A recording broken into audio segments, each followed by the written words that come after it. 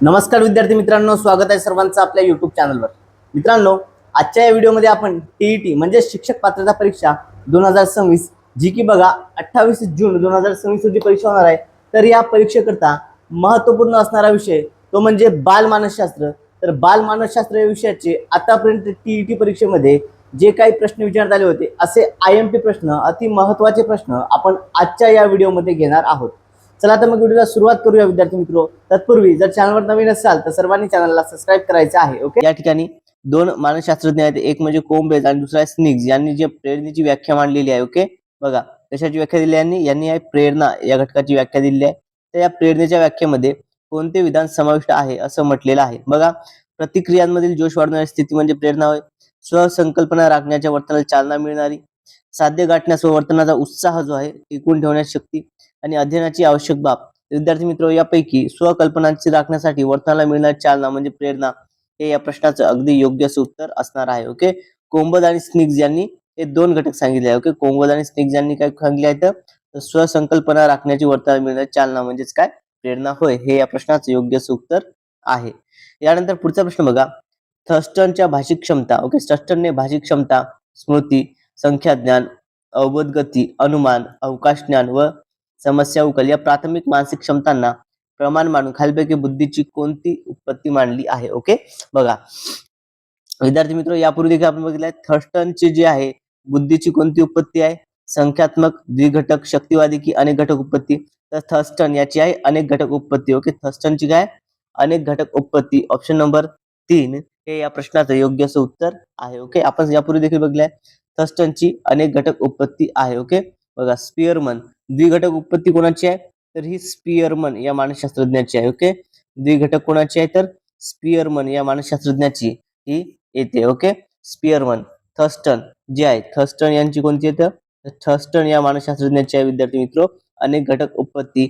Option number 3 हे या प्रश्नाचं योग्य असं उत्तर आहे. बघा, मानसशास्त्राच्या विविध उपपत्त्या देखील आपण यापूर्वी अभ्यासलेल्या आहेत, त्यावरतीच आपल्याला हा प्रश्न विचारलेला आहे. ओके, बघा आता विद्यार्थी मित्र हे यापूर्वी देखील येऊन गेलेले आहेत, त्यामुळे आपल्याला काय हे सर्व पॉइंट व्यवस्थित कव्हर करायची आहेत. यानंतर पुढचा प्रश्न बघा, सन 1990 मध्ये भावनिक बुद्धिमत्तेची उत्पत्ती जॉन मेयर व डॅश डॅश यांनी मांडली. ओके, बघा आता विद्यार्थी मित्र या ठिकाणी लक्षात द्या, एक पॉइंट दिला आपल्याला 1990. ओके, बघा 1990 मध्ये कोणी मांडली आहे तर जॉन मेयर सोबत, जॉन मेयर जो होता याच्यासोबत एक होता तो म्हणजे पीटर सॅलोवी. कोण होता पीटर सॅलोवी. त्यामुळे या ठिकाणी बघा ऑप्शन नंबर 1 पीटर सॅलोवी हे आपल्या प्रश्नाचं योग्य असं उत्तर असणार आहे. ओके, बघा तर 1990 मध्ये म्हटलेलं आहे आणि भावनिक बुद्धिमत्तेची जॉन मेयर आणि पीटर सॅलोवी यांनी उत्पत्ती मांडली आहे. ओके, बघा आता यामध्ये एक आयएमपी पॉइंट सांगतो विद्यार्थी मित्र, या ठिकाणी जर आपल्याला 1995 म्हटलं असतं, ओके याला जनक म्हणतात, 1995च्या काळामध्ये विचारलं असतं तर त्या ठिकाणी कोण आहे तर त्यामध्ये येतो डॅनियल गोलमन. ओके, कोणता मानसशास्त्रज्ञ येतो त्यामध्ये डॅनियल गोलमन हा मानसशास्त्रज्ञ येतो. हा देखील भावनिक बुद्धिमत्ते संबंधित आहेत. आपल्याला यावरती बघा भावनिक बुद्धिमत्ता हा जो कन्सेप्ट आहे ना, या कन्सेप्टवर आपल्याला 100% परीक्षेत प्रश्न बघायला मिळत असतो. भावनिक बुद्धिमत्तेवरती आपल्याला 100% परीक्षेला प्रश्न हा बघायला मिळतो म्हणजे मिळतोच. ओके, चला यानंतर पुढचा प्रश्न बघा, आता खाली दिलेल्या मानसिक संघर्षाच्या परिणामापैकी कोणता परिणाम अयोग्य आहे. बघा अयोग्य असणारा परिणाम या ठिकाणी आपल्याला ओळखायचा आहे. ओके, पहा व्यक्ती वैफल्याच्या तावडीत सापडते. ओके, व्यक्तीच्या कृती युक्तीतील जोम वाढतो, विषम समायोजन घडून येते आणि व्यक्तीचा शक्तिक्षय होऊ लागतो. विद्यार्थी मित्र, मानसिक संघर्षाच्या परिणामापैकी बघा अयोग्य असणारा विचारला आपल्याला काय अयोग्य विचारलेला आहे. आता मानसिक संघर्षामध्ये व्यक्ती जे आहे वैफल्याच्या तावडीत सापडते, अगदी बरोबर आहे. ओके, जोम वाढतो का नाही, जोम काय होतो हा कमी होत असतो. काय होतो कमी होतो. या ठिकाणी वाढतो हे चुकीचं आहे. ओके, हे विधान काय चुकीचं. बाकी विषम समायोजन घडून येते हे बरोबर आहे. व्यक्तिक्षय होतो हे देखील बरोबर आहे. फक्त चुकीचं काय एकच आणि आपल्याला विचारलं काय चुकीचं. ओके, अयोग्य विचारलं आहे.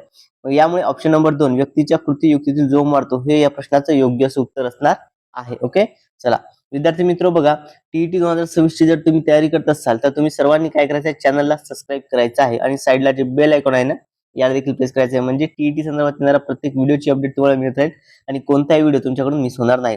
आणि जर तुम्हाला ही अशी स्पष्टीकरणावाली उत्तरे हायलाइट केली ही जी पीडीएफ हवी असेल तर ही पीडीएफ मिळवण्याकरता तुम्ही काय करायचं आपलं टेलिग्राम चॅनल जॉईन करायचं आहे, ज्याची लिंक या व्हिडिओच्या डिस्क्रिप्शन बॉक्समध्ये दिली आहे. किंवा कमेंटमध्ये PDF मेसेज करता तुम्हाला लिंक त्या ठिकाणी सेंड करून देईल. मात्र त्यापूर्वी सर्वांनी चॅनलला सबस्क्राईब करायचं आहे. ओके, चला यानंतर पुढील प्रश्न घेऊया. आता पुढचा प्रश्न बघा विद्यार्थी मित्र, काय आपल्या स्क्रीनवरती आहे या ठिकाणी पहा. बघा, बड्या व्यक्तींबरोबर काढलेला फोटो, तिचे आपल्याला असलेले एखादे पत्र इतरांना दाखवून आपला छाप पाडण्याचा प्रयत्न करणे म्हणजे डॅश डॅश या संरक्षण यंत्रणेचा वापर करणे होय. ओके, बघा, बड्या ज्या व्यक्ती यांच्यासोबत काय आपले काढलेले फोटो असतील, त्यांनी आपल्याला लिहिले काही पत्र असेल, मेसेज असेल, ते त्यांना दाखवून इतरांना दाखवून काय आपली छाप पाडण्याचा प्रयत्न करणे म्हणजे कोणत्या संरक्षण यंत्रणेचा वापर करणे होय. ऑप्शन बघा, एक आहे कृतक समर्थन, 2 प्रतिपूरक, 3 विस्थापन आणि 4 आहे तादात्म्य. विद्यार्थी मित्रो, या प्रश्नाचं उत्तर असणार आहे ऑप्शन नंबर 4 तादात्म्य. याला काय म्हणतात? तादात्म्य असे म्हणतात. ओके, बघा, संरक्षण यंत्रणेवरती आपल्याला 100% परीक्षेमध्ये प्रश्न विचारला जातो. ओके, संरक्षण यंत्रणा हा जो घटक आहे यावरती 100% परीक्षेला प्रश्न असतो. तादात्म्य हे आपल्या प्रश्नाचं योग्य असे उत्तर आहे. यानंतर पुढील प्रश्न बघा, 2 समान अध्ययन परिस्थितीमधील विषयांश, ज्ञान, तंत्र, कौशल्य इत्यादी घटक व उद्दिष्टे यामध्ये समानता असेल तर अध्ययन संक्रमण होते. ही समान घटक उत्पत्ती, बघा या ठिकाणी कोणती विचारली आहे? समान घटक उत्पत्ती कोणत्या मानसशास्त्रज्ञाने मांडली आहे? ओके, समान घटक उत्पत्ती. तर बघा, पॅवलॉन, बँगले, जड आणि थॉर्नडाईक. विद्यार्थी मित्रो, समान घटक उत्पत्ती ही जी उत्पत्ती आहे ही कोणाची आहे? तर ही आहे थॉर्नडाईक याची. ऑप्शन नंबर 4 थॉर्नडाईक हे आपल्या प्रश्नाचं योग्य असं उत्तर आहे. ओके, बघा, समान घटक उत्पत्ती आहे. समान घटक उत्पत्ती कोणाची येते? थॉर्नडाईक यांची येते. ओके, बघा, CS जड यांची कोणती आहे? यांची सामान्यीकरण उत्पत्ती येते. यांची कोणती आहे?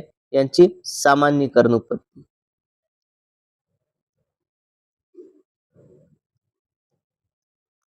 CS जड यांची सामान्यीकरण उत्पत्ती आहे. ओके, बघा, यानंतर विद्यार्थी मित्रो, आता हे सर्व आपल्याला माहिती आहे. ओके, बघा, या सर्व उपपत्त्या आपल्याला परीक्षेमध्ये 100% परीक्षेमध्ये विचारल्या जात असतात. आता बुद्धिमापनाच्या अनेक काही उपपत्त्या आहेत.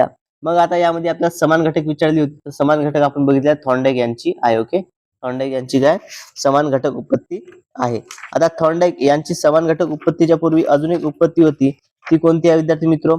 थॉर्नडाईकची कोणती आहे? तर या बघा, या थॉर्नडाईक यांनी मांजरावरती देखील प्रयोग केला होता. ओके, थॉर्नडाईक कोणी मांजरावरती देखील प्रयोग केला होता, एडवर्ड थॉर्नडाईक या मानसशास्त्रज्ञाने. तर या ठिकाणी थॉर्नडाईक जो आहे, थॉर्नडाईकची ही उत्पत्ती कोणती येते? याला अध्ययन उत्पत्तीला काय म्हणतात? याला प्रयत्न प्रमाद पद्धती असे देखील आहेत. ओके, काय प्रयत्न प्रमाद उत्पत्ती असं देखील या ठिकाणी आहे. त्यानंतर बँगले. ओके, बघा, अशा उत्पत्त्या आपल्याला खूप महत्वपूर्ण आहेत. आता आपल्याला या ठिकाणी बँगले देखील दिलेला आहे. तर बँगले जो होता, बँगलेची कोणती उत्पत्ती आहे बरं? तर बघा विद्यार्थी मित्रो, या ठिकाणी खूप साऱ्या उत्पत्त्या आपल्याला परीक्षेच्या दृष्टिकोनातून महत्वपूर्ण, ज्यामध्ये ज्ञानामध्ये कर्ट लेविनची क्षेत्रीय उत्पत्ती आहे. ओके, टॉलमनची संकेत अध्ययन आहे, गॅग्ने यांची श्रेणीबद्ध अध्ययन आहे, आसुबेल यांची अध्ययन अनुदेश आहे. ओके, तर ब्रुनर यांची ज्ञानात्मक उत्पत्ती आहे, टोपका यांची समष्टीवादी व समाकारवादी उत्पत्ती आहे, अल्बर्ट बांदुरा यांची सामाजिक निरीक्षण उत्पत्ती. या सर्व उत्पत्ती आपल्या परीक्षा दृष्टिकोनातून महत्वपूर्ण आहेत. यानंतर पुढचा प्रश्न बघा, शैशवावस्थेतील ओके मुलांच्या सामाजिक कौशल्यांच्या विकासाबाबत कोणते विधान वैशिष्ट्य सांगते? परकी माणसे ओळखता येत नाहीत, इतरांच्या हावभावांना प्रतिसाद देत नाहीत, इतरांचे लक्ष वेधून घेतात आणि अनोळखी माणसांकडे पटकन जातात. तर या ठिकाणी ऑप्शन नंबर 3 इतरांचे लक्ष वेधून घेतात हे या प्रश्नाचं योग्य असं उत्तर आहे. यानंतर बघा, किशोर वयातील मुलांच्या शारीरिक विकासाबाबत खालीलपैकी कोणते विधान योग्य आहे? तर विद्यार्थी मित्र, ऑप्शन नंबर 1 या प्रश्नाचं योग्य असं उत्तर असणार आहे. ग्रंथरसांमुळे शरीराच्या सांगड्यावर परिणाम होतो. एक किशोर वयातील मुलांचं काय शारीरिक विकासाबाबत एक महत्वपूर्ण असं विधान आहे. त्यामुळे ऑप्शन नंबर 1 आपल्या प्रश्नाचं योग्य असं उत्तर आहे. यानंतर पुढचा प्रश्न बघा, कुशाग्र बुद्धिमत्तेच्या विद्यार्थ्यांबाबत खालीलपैकी कोणते विधान अगदी अयोग्य आहे? ओके, म्हणजे या ठिकाणी चुकीचं असणारं विधान आपल्याला ओळखायचं आहे. कशाबद्दल आहे? तर कुशाग्र बुद्धिमत्ता असणारी जी मुले आहे, ओके, त्याबाबत काय अयोग्य विधान आपल्याला ओळखायचं आहे. बघा, या ठिकाणी सर्वसामान्य विद्यार्थ्यांसारखाच अभ्यासक्रम त्यांना असावा, आपण इतरांतून श्रेष्ठ आहोत अशी अहम भावना विद्यार्थ्यांमध्ये असू शकते. बरोबर आहे. ओके, असू शकते. शिक्षकांसाठी हे विद्यार्थी प्रतिस्पर्ध्यांसारखे असतात, हे देखील बरोबर आहे. अभ्यासक्रम सोपा वाटल्याने विद्यार्थी वर्गात लक्ष देत नाहीत, हे देखील बरोबर आहे. आता यांचा अभ्यासक्रम त्यांना असावा असे काय या ठिकाणी अयोग्य आहे, हे काय अयोग्य आहे. त्यामुळे या ठिकाणी आपल्याला विचारलेलं आहे अयोग्य. त्यामुळे ऑप्शन नंबर 1 या प्रश्नाचं योग्य असं उत्तर आहे. सर्वसामान्य विद्यार्थ्यांसारखाच अभ्यासक्रम त्यांना असावा, असावा का नाही, त्यांचा अभ्यासक्रम वेगळा असावा, हे या ठिकाणी योग्य असेल. यानंतर पुढचा प्रश्न बघा, व्यक्तीच्या जैविक देणगीपासून व्यक्तीने जीवन जगेपर्यंत केलेली वाटचाल म्हणजे व्यक्तिमत्व होय. आता व्यक्तिमत्वाची ही व्याख्या कोणत्या मानसशास्त्रज्ञाने केली? ओके, बघा व्यक्तिमत्वाची ही व्याख्या कोणत्या मानसशास्त्रज्ञाने? Norman L Munn, G.W. Allport, G.A. Kimble की J.B. वॅटसन. तर विद्यार्थी मित्र, व्यक्तिमत्वाची ही जी व्याख्या आहे ही आहे J.B. वॅटसन या मानसशास्त्रज्ञाची. त्यामुळे ऑप्शन नंबर 4 J.B. वॅटसन हे या प्रश्नाचं योग्य असं उत्तर असणार आहे. यानंतर पुढचा प्रश्न बघा, कंठस्थ ग्रंथीमधून थायरॉक्सिन हा स्त्राव जेव्हा जास्त प्रमाणात पाझरतो तेव्हा त्या व्यक्तीमध्ये खालीलपैकी कोणते लक्षण दिसून येते, असा प्रश्न या ठिकाणी आपल्याला विचारलेला आहे. बघा या ठिकाणी ज्यावेळी कंठस्थ ग्रंथी आहे यामधून थायरॉक्सिन हा स्त्राव जास्त प्रमाणात येतो त्यावेळेस व्यक्तीमध्ये कोणते लक्षण दिसतात, कोणते लक्षणामध्ये बदल त्या ठिकाणी दिसतात हे बघा. सगळ्यात पहिलं म्हणजे या ठिकाणी बघा, त्या व्यक्तीला भूक लागत नाही. ओके, त्या व्यक्तीला भूक लागत नाही हे चुकीचं आहे, खूप भूक लागते. या व्यक्ती अस्थिर असतात, हे अगदी बरोबर आहे. या व्यक्ती काय असतात? अस्थिर असतात. या व्यक्ती महत्वाकांक्षी नसतात. महत्वाकांक्षी नसतात का? या महत्वाकांक्षी या ठिकाणी असतात विद्यार्थी मित्र. ओके, बघा या ठिकाणी चुकीचं आहे. आणि या व्यक्ती झोपाळू असतात, हे देखील चुकीचं आहे. त्यांची झोप वगैरे सगळी उडून जाते. ओके, बघा नसतातच्या ठिकाणी काय पाहिजे आपल्याला या ठिकाणी? असतात. ओके, नसतातच्या ठिकाणी काय पाहिजे या ठिकाणी आपल्याला? असतात. भूक लागत नाहीच्या ठिकाणी भूक लागते. ओके, लागते भूक त्यांना. ओके, त्यानंतर झोपाळू असतात का? नाही, हे झोपाळू नसतात. त्यामुळे फक्त ऑप्शन नंबर 2 हेच अगदी योग्य असं विधान आहे आणि हेच या प्रश्नाचं योग्य असं उत्तर असणार आहे. ओके, बघा विद्यार्थी मित्र, तुम्ही जर अजूनही आपल्या चॅनलला सबस्क्राईब केलं नसेल ना तर सर्वांनी काय करायचं आहे? सर्वांनी आपल्या चॅनलला सबस्क्राईब करायचं आहे. त्यानंतर तुम्हाला विद्यार्थी मित्र टीईटी संदर्भात संपूर्ण मार्गदर्शन जे आहे टीईटी 2026 जी की 21 जून 2026 रोजी होणार आहे, तर या परीक्षेकरता संपूर्ण मार्गदर्शन आपल्या युट्यूब चॅनलच्या माध्यमातून तुम्हाला मिळणार आहे. संपूर्ण प्रश्नपत्रिका आतापर्यंत झालेल्या त्या सगळ्या प्रश्नपत्रिका या चॅनलवरती तुम्हाला बघायला मिळणार आहेत. त्यामुळे सर्वांनी चॅनलला सबस्क्राईब करायचं आहे विद्यार्थी मित्र. ओके, बघा यानंतर पुढचा प्रश्न बघा, अध्ययन उपपत्तीच्या वर्गीकरणामध्ये ज्ञानात्मक उपपत्तीमध्ये खालीलपैकी कोणत्या मानसशास्त्रज्ञाचा समावेश होत नाही? ओके, बघा व्यवस्थित नाही म्हटलेला आहे या ठिकाणी. मग कोणताच मानसशास्त्रज्ञ यामध्ये येणार नाही. ओके, बघा आता विद्यार्थी मित्र या ठिकाणी ज्ञानात्मक मध्ये म्हटलेलं आहे, तर ज्ञानात्मक मध्ये कोणकोणते मानसशास्त्रज्ञ येतात बघा? गुथ्री, लेनिन, गॅग्ने आणि ब्रुनर. तर विद्यार्थी मित्र गॅग्ने आहे, लेनिन आहे, ब्रुनर आहे, हे सर्व कशा मानसशास्त्रात ज्ञानात्मक उपपत्तीमध्ये येतात. ओके, हे कशामध्ये येतात? हे ज्ञानात्मक उपपत्ती जी आहे ते या ज्ञानात्मक उपपत्तीमध्ये हे सर्व येतात. यापैकी येत नाही म्हटलेलं आहे, तर गुथ्री हा येत नाही. ओके, गुथ्री हे येत नाही. तर गुथ्री कोणत्या उपपत्तीमध्ये येणार बरं विद्यार्थी मित्र? मानसशास्त्राच्या काही उपपत्ती आहे यामध्ये गुथ्री जे आहे ही कोणत्यामध्ये येते? तर बघा, तर गृथ्री जे आहे विद्यार्थी मित्र हे साहचर्यवाद मध्ये आहे. ओके, कशामध्ये येतं? गृथ्री हे साहचर्यवाद. ओके, गृथ्री हा जो मानसशास्त्रज्ञ आहे हा साहचर्यवाद मध्ये येतो. त्यामुळे ऑप्शन नंबर 1 गृथ्री हे आपल्या प्रश्नाचं योग्य असं उत्तर आहे. ओके, बघा आपल्याला विचारलं होतं ज्ञानात्मक. मग ज्ञानात्मक मध्ये खूप सारे मानसशास्त्रज्ञ आहेत विद्यार्थी मित्र. ओके, ज्ञानात्मक मध्ये खूप सारे मानसशास्त्रज्ञ आहेत. यामध्ये तुम्हाला मी आता स्पष्टीकरणामध्ये सांगतो. बघा बघा या ठिकाणी अध्ययन उपपत्त्या ज्या आहेत अध्ययन उपपत्तींचं वर्गीकरण हे अशा पद्धतीने केलं जात असतं. यामध्ये सगळ्यात पहिले तर साहचर्यवाद उपपत्ती. ओके, बघा मग आता विद्यार्थी मित्र या ठिकाणी जी साहचर्यवाद उपपत्ती आहे, मग साहचर्यवाद उपपत्तीमध्ये बघा या ठिकाणी थॉर्नडाईक, पॅव्हलॉन, स्किनर, वॅटसन आणि गुथ्री व हल हे येतात साहचर्यवाद मध्ये. यामध्ये आपल्याला दिसतात एकूण किती 6 उपपत्त्या ज्या यामध्ये येतात. त्यानंतर ज्ञानात्मक उपपत्ती आपल्याला ज्यावरती आपला प्रश्न होता. ओके, कशावर? ज्ञानात्मक उपपत्ती यावरती आपला प्रश्न जो आहे हा या ठिकाणी आपल्याला विचारलेला होता विद्यार्थी मित्र. मग यामध्ये बघा समाकारवादी उपपत्ती, लेनिनची क्षेत्रीय उपपत्ती, गॅग्ने, टॉलमन, आसुबेल आणि ब्रुनर यांनी मांडलेल्या उपपत्ती येतात. हे सर्व ज्ञानात्मक मध्ये आहेत. ओके, कोणकोणते आहेत? लेनिन, गॅग्ने, टॉलमन, आसुबेल हे कशामध्ये आहेत बघा? तर हे ज्ञानात्मक मध्ये आहेत. हे आहेत ज्ञानात्मक मध्ये. लेनिन आहे, गॅग्ने आहे, टॉलमन आहे, आसुबेल आहे आणि ब्रुनर. ओके, हे ज्ञानात्मक मध्ये आहेत. आपल्या ज्ञानात्मक होता.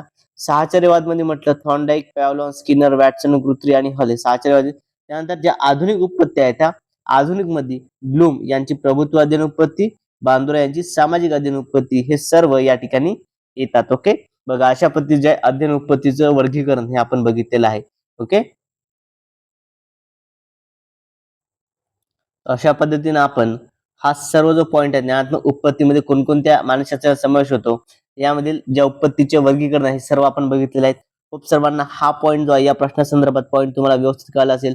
म्हणजे आता या टॉपिकवर ओके अध्ययन उत्पत्तीचे वर्गीकरण आहे यावरती तुम्हाला ज्ञानात्मक असो, साहचर्यवाद असो किंवा आधुनिक उत्पत्ती असो कुठलाही आला तर त्या ठिकाणी तुमचा तो प्रश्न चुकणार नाही. ओके चला विद्यार्थी मित्रो, व्हिडिओ आवडत असल्यास सर्वांनी व्हिडिओला लाईक करायचं आहे, स्पष्टीकरण आवडलं असल्यास व्हिडिओ लाईक करायचं आहे. आणि जर तुम्ही टीईटी 2026 ची तयारी करत असाल आणि तुम्ही अजूनही जर आपल्या चॅनलला सबस्क्राईब केलं नसेल तर सर्वांनी चॅनलला सबस्क्राईब करायचं आहे. ओके चला यानंतर पुढचा प्रश्न बघा. व्यक्ती व तिच्या भोवतालचे वातावरण यांच्यातील आंतरक्रियातून मर्मदृष्टी प्राप्त होते. ओके व्यक्ती आणि तिच्या भोवतालचे वातावरण यांच्यातील आंतरक्रियातून मर्मदृष्टी प्राप्त होते व समस्या सोडवली जाते असे मत कोहलर यांनी मांडले आणि यांनी प्रयोगाने हे सिद्ध केले. याकरता त्यांनी खालीलपैकी कोणत्या प्राण्यावर प्रयोग केला असा विचारलेला आहे. ओके बघा आता या ठिकाणी काही पॉइंट समजून घेऊया आपण. बघा मर्मदृष्टी कोहलर आणि यापैकी कोणत्या प्राण्यावर. ओके मर्मदृष्टी अध्ययन उत्पत्ती कोणाची आहे? कोहलर यांची आहे. मग यांनी कोणावरती प्रयोग केला होता? कुत्रा, चिंपांझी, मांजर की कबूतर. तर विद्यार्थी मित्रो कोहलर यांनी कशावरती प्रयोग केला होता? तर यांनी चिंपांझी वरती प्रयोग केला होता. ऑप्शन नंबर 3 चिंपांझी माकड. ओके हे या प्रश्नाचं योग्य उत्तर आहे. आता यांनी ज्या माकडावर प्रयोग केला होता ना त्या माकडाला की नाही एक नाव दिलं होतं विद्यार्थी मित्र. ओके बघा त्या माकडाला एक नाव दिलं होतं. त्या माकडाचं नाव होतं सुलतान. ओके काय नाव होतं? त्याचं नाव होतं सुलतान असं त्या माकडाचं नाव होतं. ओके बघा मांजरीवरती कोणी केला होता?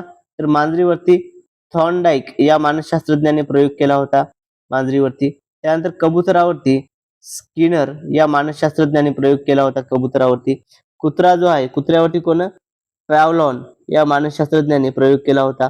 अशा पद्धतीचे जे आहे या ठिकाणी सर्व मानसशास्त्रज्ञ यावरती आपण बघितले आहेत. आणि चिंपांझीवरती आपल्याला जसं की माहित आहे कोण आहे तर कोहलर.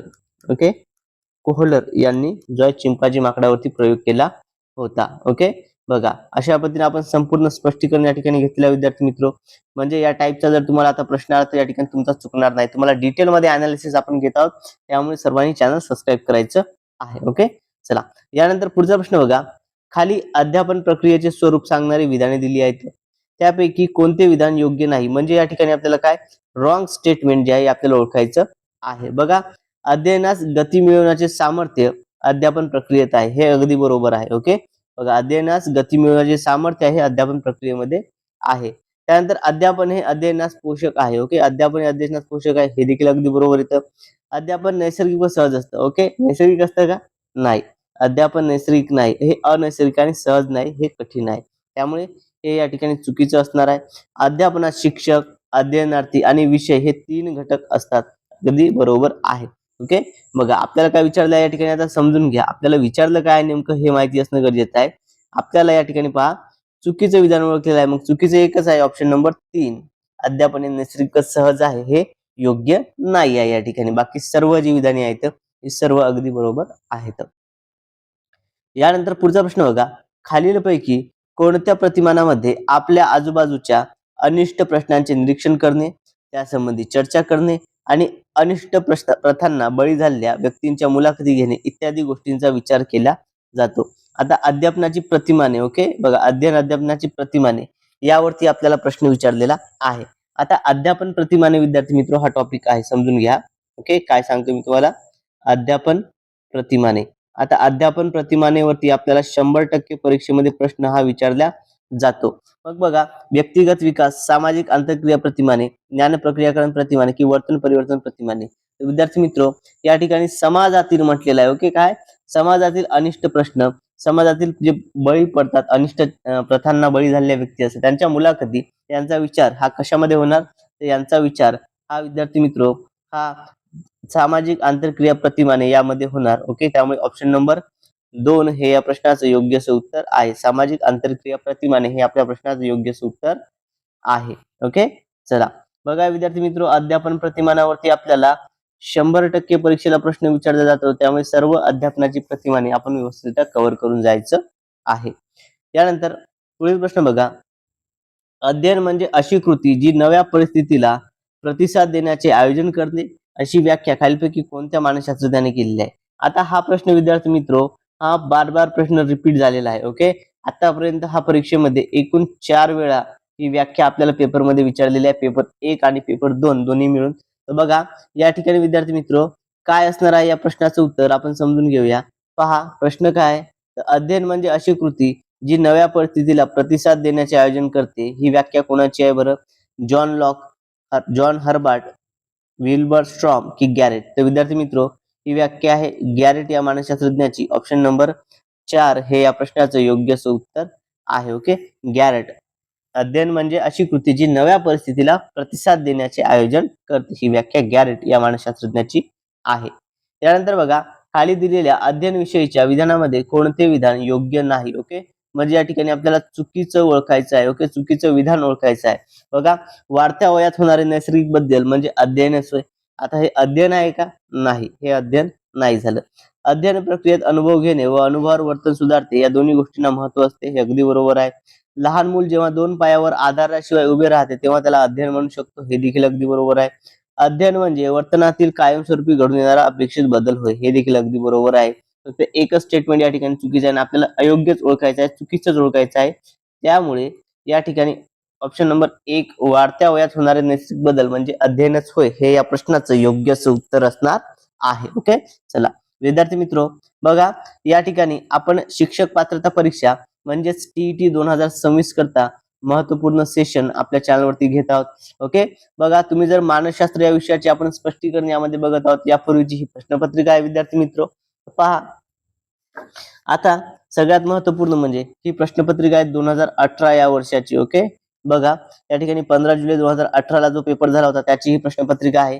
विद्यार्थी मित्र आता सध्या जो आपला पेपर आहे, सध्या पेपर आपला कधी होणार आहे? तर सध्याचा आपला पेपर हा 21 जून 2026 रोजी होणार आहे आणि त्याकरता आपल्याला तयारी करायची आहे. कुठे? तर आपल्या चॅनलवरती. याकरता तुम्हाला सर्वांना काय करायला लागेल? तर सर्वांना आपल्या चॅनलला सबस्क्राईब करावं लागेल. म्हणजे टीईटी संदर्भात येणाऱ्या तुम्हाला प्रत्येक प्रश्नपत्रिकेचा व्हिडिओ तुम्हाला मिळत राहील. कोणताही व्हिडिओ तुमच्याकडून मिस होणार नाही. आणि टीईटी मध्ये 30 पैकी 30 गुण जर तुम्हाला मानसशास्त्र या विषयामध्ये हवी असतील तर सर्वांनी आपल्या चॅनलला सबस्क्राईब करायचं आणि मानसशास्त्राचे सर्व व्हिडिओ लेक्चर, सर्व प्रश्नपत्रिका, सर्व थेरॉटिकल नॉलेज आपण आपल्या चॅनलवरती कलेक्ट करायचं आहे. याकरता सर्वांनी चॅनलला सबस्क्राईब करायचं आहे विद्यार्थी मित्र. ओके, चला यानंतर पुढचा प्रश्न बघा. आता खाली दिलेल्या मानवी वर्तनातील विकासाच्या 3 पातळ्या आणि त्यांची उदाहरणे दिलेली आहे. या जोड्यांचा पर्याय निवडायचा आहे. ओके, पहा या ठिकाणी आपल्याला विकास पातळी आणि विद्यार्थी मित्र त्याची उदाहरणे दिलेली आहेत. पहा या ठिकाणी शारीरिक पातळी, बौद्धिक पातळी आणि भावनात्मक पातळी असे या ठिकाणी आहे. ओके, शारीरिक, बौद्धिक आणि भावनात्मक पातळी. तर या ठिकाणी आता बौद्धिक पातळीमध्ये कोणता घटक असतो? बघा सगळ्यात महत्वपूर्ण आहे भावनात्मक पातळीमध्ये, बौद्धिक पातळीमध्ये आणि शारीरिक पातळीमध्ये. आता शारीरिक पातळीमध्ये आपण काय शिकतो? तर शारीरिक घटकात निरनिराळी काय असतात? कौशल्याचा समावेश होतो. ओके, निरनिराळ्या कौशल्याचा समावेश होतो हे तर शारीरिक पातळीमध्ये. ओके, त्यामुळे या ठिकाणी अ च 3. आता या ठिकाणी बघा अ च 3 असणारे 2 पर्याय म्हणजे या ठिकाणी हे 2 पर्याय या ठिकाणी एलिमिनेट झाले, कट होऊन गेले. ओके, अ च 3 असणारे 2 आहेत. आता बौद्धिक आणि भावनात्मक म्हटलेलं आहे. ओके, बघा बौद्धिक पातळीमध्ये काय होतं? तर बौद्धिक पातळीमध्ये विद्यार्थी मित्र आपल्या डोक्यातली नवनवीन कल्पना कुठे येतात? आपल्या डोक्यात येत असतात. ओके, त्यामुळे ब च 1. आता ब च 1 बघा यापैकी इथं 2 आहे, इथे 1 आहे, त्यामुळे एकाच ठिकाणी ब च 1 आहे. त्यामुळे हे ऑप्शन देखील एलिमिनेट झालं, पुढचं सोडवायची गरज नाही. त्यामुळे या ठिकाणी आपल्याला सर्वांना माहिती आहे की ऑप्शन नंबर 3 हे या प्रश्नाचं योग्य उत्तर असणार आहे. ओके, बघा मग भावनात्मक मध्ये काय? अभिवृत्ती निर्माण होणे, हे झालं भावनात्मक. अशा पद्धतीचे विद्यार्थी मित्र या ठिकाणी आपल्याला उत्तर जे आहे टॅकल देखील करता येतात. ओके, बाय ऑप्शन देखील आपण जाऊ शकतो. या ठिकाणी एलिमिनेशन मेथड आपण याला म्हणत असतो. ओके, होप सर्वांना हा पॉईंट समजला असेल. विद्यार्थी मित्र व्हिडिओ आवडत असल्यास सर्वांनी व्हिडिओला लाईक करायचा आहे. जर अजूनही तुम्ही आपल्या चॅनलला सबस्क्राईब केलं नसेल तर सर्वांनी चॅनलला सबस्क्राईब करायचं आहे. यानंतर पुढील प्रश्न घेऊया. बघा कितीही प्रयत्न केले तरी प्रगतीच्या ज्या एका विशिष्ट मर्यादेपलीकडे आपण जाऊ शकत नाही तो अध्ययन वक्राचा टप्पा म्हणजे डॅश डॅश होय. बघा कितीही प्रयत्न केले तरी एका विशिष्ट मर्यादेपलीकडे आपण जाऊ शकत नाही आणि हा अध्ययन वक्राचा टप्पा म्हणजे काय? बघा अंतिम प्रगतीचा काळ, पठारावस्था, शारीरिक व मानसिक परिसीमा की मंद प्रगतीचा काळ. तर विद्यार्थी मित्र याला काय म्हणतात? एक सीमा असते त्याच्या पलीकडे आपण जाऊ शकत नाही म्हणजेच शारीरिक व मानसिक परिसीमा. ओके, बघा शारीरिक व मानसिक परिसीमा हे या प्रश्नाचं योग्य उत्तर असणार आहे. ऑप्शन नंबर 3 शारीरिक व मानसिक परिसीमा हे या प्रश्नाचं योग्य असं उत्तर आहे विद्यार्थी मित्र. ओके, कितीही प्रयत्न केले तरी प्रगतीच्या एका विशिष्ट मर्यादेपलीकडे आपण जाऊ शकत नाही आणि अध्ययन वक्राचा हा टप्पा म्हणजेच काय शारीरिक व मानसिक परिसीमा होय. यानंतर पुढील प्रश्न बघा, अर्थपूर्ण शाब्दिक अध्ययनात ओके अर्थपूर्ण शाब्दिक अध्ययनात अगोदर माहित असलेल्या माहितीशी नवीन माहितीची सांगड घातलेली असते, या दोन्ही गोष्टींची जुळवाजुळव करणे असते, हे आसुबेल यांनी कोणत्या अध्ययन उत्पत्तीमध्ये मांडलेलं आहे. ओके बघा, आता डेव्हिड आसुबेल यांची अध्ययन उत्पत्ती कोणती आहे असा प्रश्न या ठिकाणी आपल्याला विचारलेला आहे. ओके बघा, या ठिकाणी विद्यार्थी मित्रो डेव्हिड आसुबेल यांची कोणती उत्पत्ती आहे बरं? आसुबेल यांची तर सर्व उत्पत्ती आपण या ठिकाणी बघितल्या होत्या, इतर उत्पत्त्या देखील आपण अभ्यासलेल्या आहेत विद्यार्थी मित्रो. बघा कोणती असणार आहे? अध्ययन अनुदेश उत्पत्ती, क्षेत्रीय उत्पत्ती, प्रभुत्व संपादन उत्पत्ती की सामाजिक अध्ययन उत्पत्ती. ओके तर कोणती आहे विद्यार्थी मित्रो? विद्यार्थी मित्र आपल्याला या ठिकाणी डेव्हिड आसुबेल म्हटलेलं आहे. ओके आसुबेल यांची आहे अध्ययन व अनुदेश उत्पत्ती. ऑप्शन नंबर 1 या प्रश्नाचं योग्य असं उत्तर आहे. ओके बघा, अध्ययन व अनुदेश उत्पत्ती कोणाची येते? तर ही आसुबेल यांची आहे. त्यानंतर क्षेत्रीय उत्पत्ती. ओके क्षेत्रीय उत्पत्ती ही कोणाची आहे हे देखील तुम्हाला सांगतो. ओके पहा, क्षेत्रीय उपपत्ती जी आहे ही आहे कर्ट लेविन यांची. ओके क्षेत्रीय उत्पत्ती कोणाची आहे? कर्ट लेविन यांची. कर्ट लेविन यांची क्षेत्रीय उत्पत्ती आहे. त्यानंतर प्रभुत्व संपादन उत्पत्ती डॉक्टर ब्लूम या मानसशास्त्रज्ञांची आहे. ओके डॉक्टर ब्लूम यांची आहे प्रभुत्व संपादन उत्पत्ती. त्यानंतर सामाजिक निरीक्षण उत्पत्ती. ओके सामाजिक निरीक्षणात्मक उत्पत्ती ही कोणाची आहे? अल्बर्ट बांदुरा यांची आहे. ओके कोणाची आहे ही? तर अल्बर्ट बांदुरा यांची ही आहे. ओके क्लिअर आहे सर्वांना? अल्बर्ट बांदुरा हे या प्रश्नाचं योग्य असं उत्तर आहे. बघा विद्यार्थी मित्र, अशा पद्धतीचे आपण जे आहेत मानसशास्त्रज्ञाच्या ज्या उपपत्त्या आहेत ओके या सर्व आधुनिक उपपत्त्या आहेत. या सर्व उपपत्त्या कशामध्ये येतात? या सर्व आधुनिक मध्ये येतात. ओके या सर्व कशा आहेत? या आधुनिक उपपत्ती आहेत आणि या आधुनिक उपपत्तीमधील हे सर्व आपण बघितले आहेत. आता आपल्याला या पेपरमध्ये काय कोणतं विचारलंय? आसुबेल यांचं विचार. जर आपल्याला ब्लूम बद्दल विचारतं ती माहिती असणं गरजेचं आहे. अल्बर्ट बांदुरांची कोणती हे देखील माहिती असणं गरजेचं आहे. कर्ट लेविन यांची कोणती हे देखील माहिती असणं. त्यामुळे कुठल्याही पद्धतीने जरी तुम्हाला प्रश्न आला तर त्या ठिकाणी तुमचा तो प्रश्न चुकणार नाही, या दृष्टिकोनातून आपण सविस्तर स्पष्टीकरण जे आहे या ठिकाणी घेत आहोत. म्हणजेच तुम्हाला सर्व प्रश्न या ठिकाणी व्यवस्थित टॅकल करता येईल.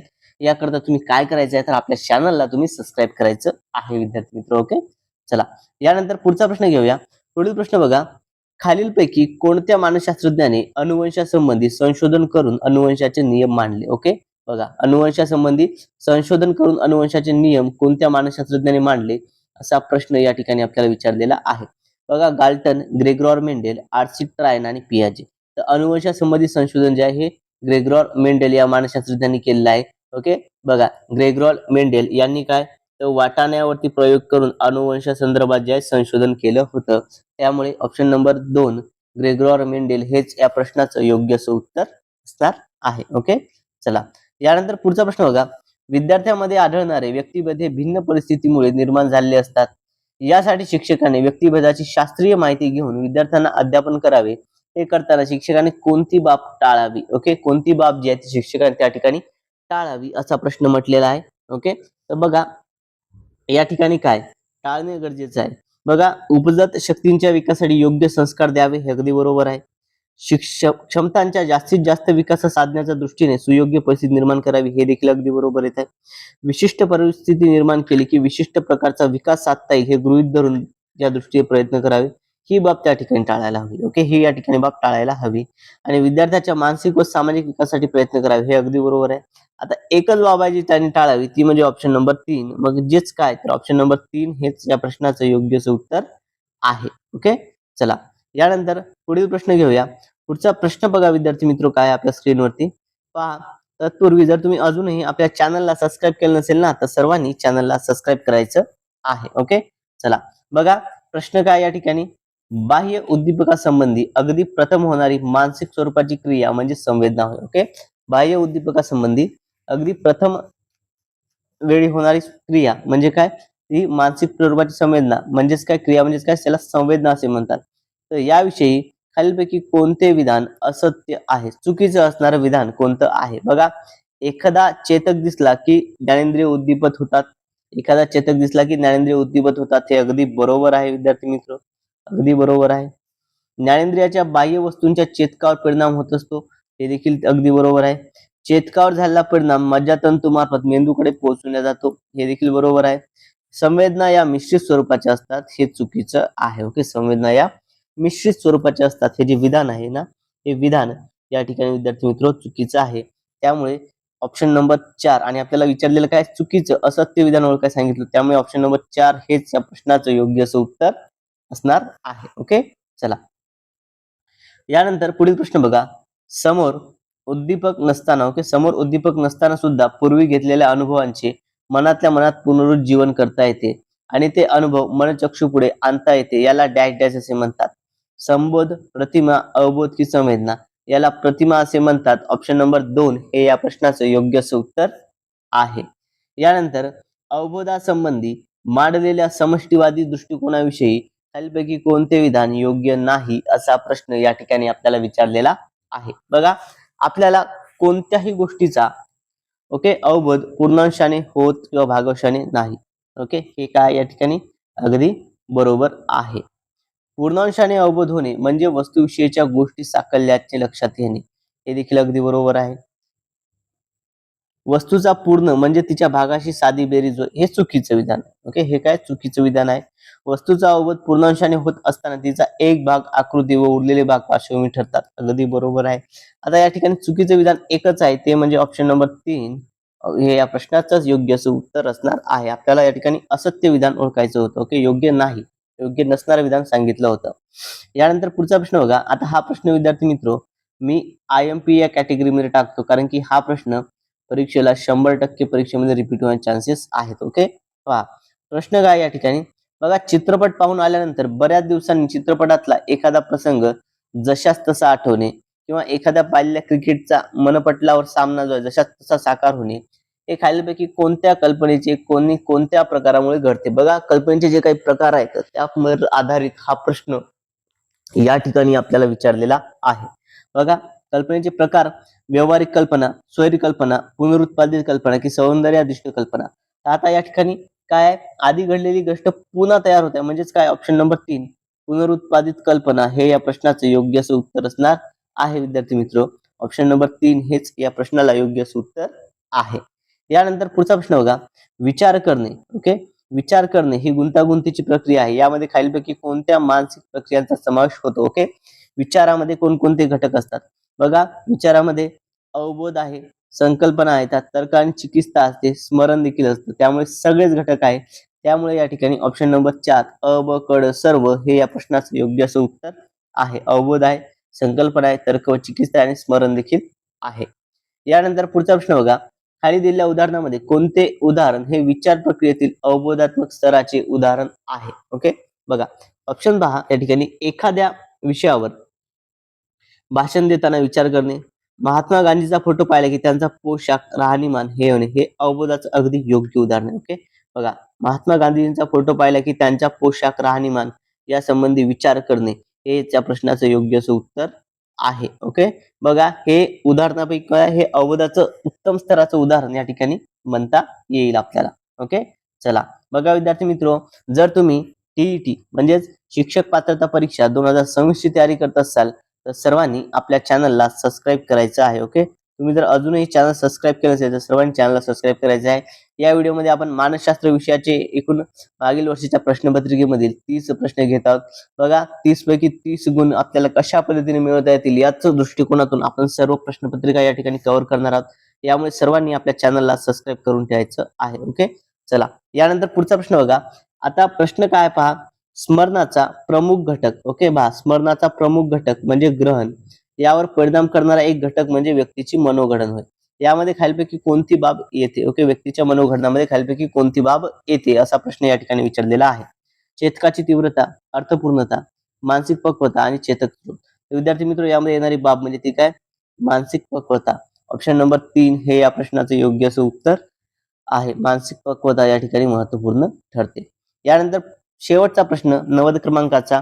धारणेचे मापन करताना खालीलपैकी कोणती पद्धती वापरली जात नाही. बघा, प्रत्यावाहन, प्रत्याभिज्ञान, पुनरुज्जीवन की पठन पद्धती.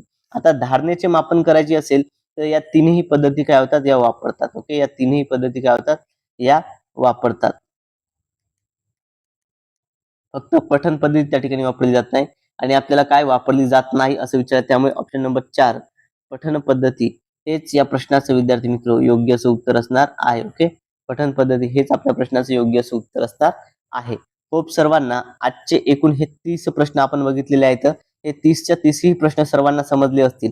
विद्यार्थी मित्र, तुम्ही जर अजूनही आपल्या चॅनलला सबस्क्राईब केलं नसेल तर सर्वांनी चॅनलला सबस्क्राईब करायचं आहे. ओके, बघा, जर तुम्हाला पीडीएफ नोट्स डाउनलोड करायचे असेल तर पीडीएफ नोट्स डाउनलोड करता करता सर्वांनी चॅनलला सबस्क्राईब करायचं आहे आणि साईडला जे बेल आयकॉन आहे याला देखील प्रेस करायचं आहे, म्हणजे टीईटी संदर्भात येणाऱ्या प्रत्येक व्हिडिओची अपडेट तुम्हाला मिळत राहील.